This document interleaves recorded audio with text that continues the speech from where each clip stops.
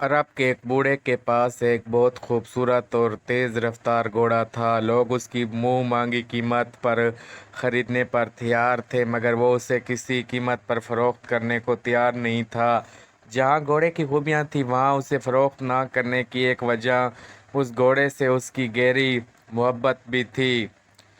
घोड़े की शोहरत सुनकर एक रोज़ अरब का नामी गिरामी शाहसवार उस बूढ़े के पास आया और एक खतीर रकम के एवज घोड़े का सौदा करना चाहा।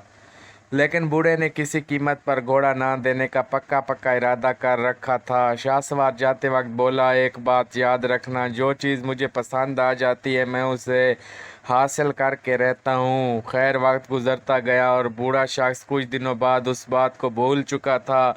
एक रोज़ वो बूढ़ा अपने घोड़े पर सवार किसी जंगल से गुजर रहा था कि उसने रास्ते में एक कमज़ोर और बीमार आदमी देखा जो किसी सवारी का मोहताज था। उसने बूढ़े से अपनी मजबूरी और ज़रूरत का हाल इंतहाई दर्द अंगेज़ अल्फाज में बयान किया और मदद की दरख्वास्त की। बूढ़ा निहायत रहम दिल था।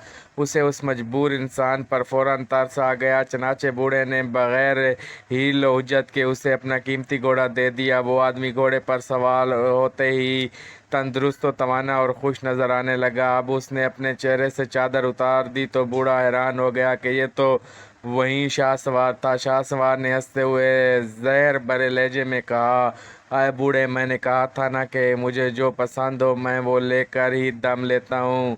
देखो मेरी महारत कि तुमसे खुद इस घोड़े की लगाम और मलकियत मुझे सौंप दी है।